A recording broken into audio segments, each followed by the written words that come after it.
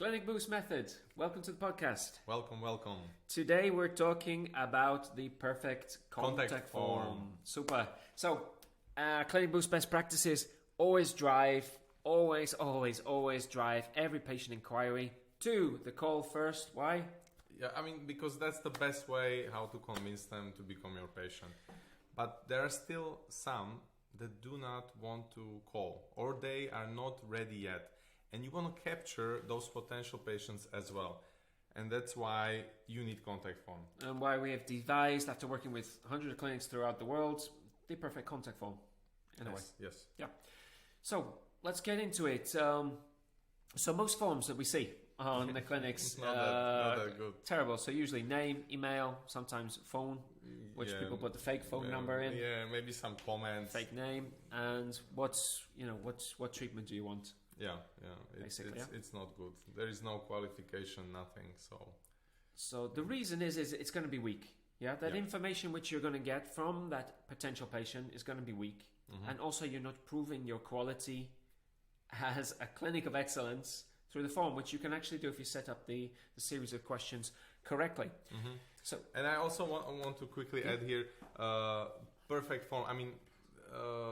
Every clinic is different, right? So if you have too many inquiries coming in, then the more questions you have, then of course you can more qualify the patient. Yeah, but of course it's gonna decrease the amount that you're gonna get. On the other hand, if you have not that many inquiries coming in, you don't want to have too many questions, right? So it's something that you need to play with the amount of questions for the contact form. I hope it does make sense. Yeah, I guess it makes sense. Yeah.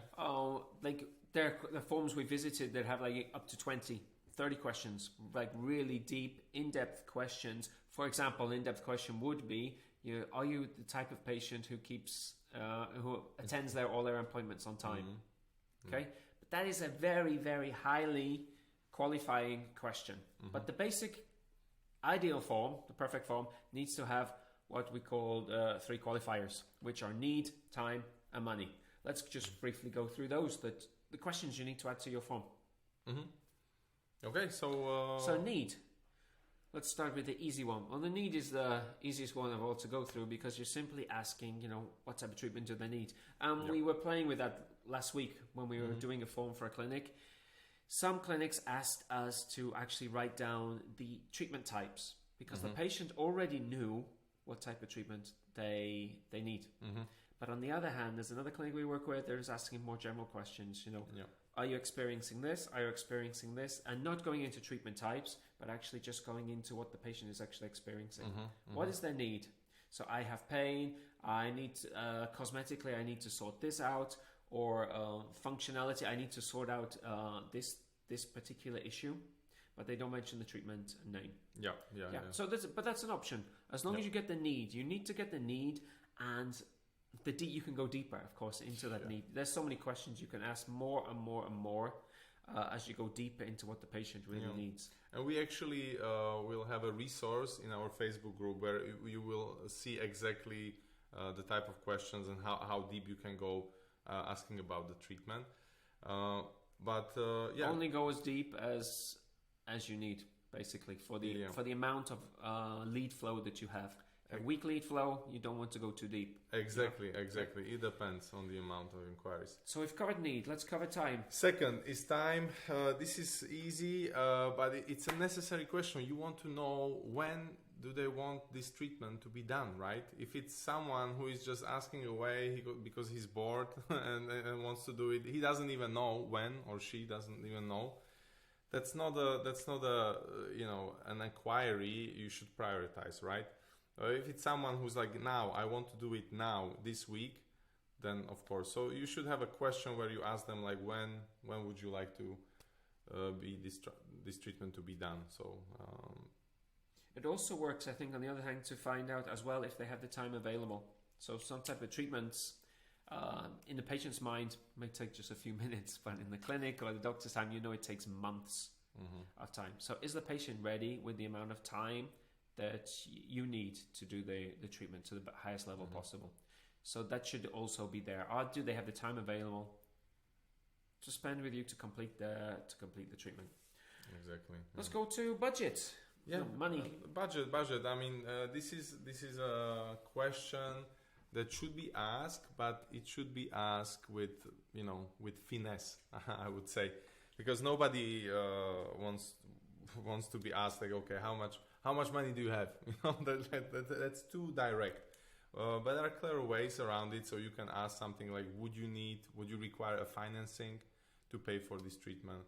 This is a great question we love to ask, because you immediately know if there is a budget for this or not. So, would you like to prepay to book your consultation ahead? That's a great question as Another well. question to see if they're willing to pay for the consultation before you can get them on the phone. Absolutely. So what these three things do, so the need, time, and the money, you are what we call qualifying. You are determining how suitable this patient is for your ideal treatment and for your clinic. So this means that once this inquiry ends up in your CRM, you're able to appropriately respond to the most important inquiries first, and also the follow-ups. Of course, the follow-up sequence should be different based on the need, time, and budget of these individual patients.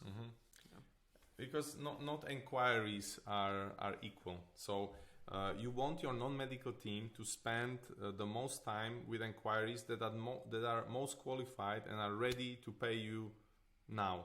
And then they go down the priority list, and this saves you time and energy of the non-medical team, and increases the revenue because you get more cash upfront quicker. Exactly. So this is a quick hack on how to scale your clinic, bring it to the next level in a short amount of time, is by putting the call first, and secondly, adding a qualifying form to your social media, third-party profiles. Wherever your clinic is mentioned, do not link to the website, link to the contact form.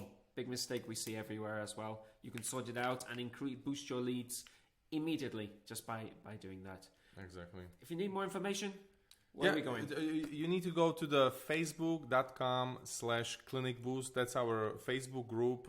You can join us. It's free, and there you will have a resource exactly on the contact form with exactly the questions, what to ask, and then you can pick and choose, edit, whatever, to implement it in your own clinic. And if you're already a client of the Clinic Boost method, of course, we're helping you already implement and build. We're building those forms for you so that they work the best for your clinic. Absolutely. Okay. Yeah. Bye-bye. Okay. Next episode soon. Bye, guys.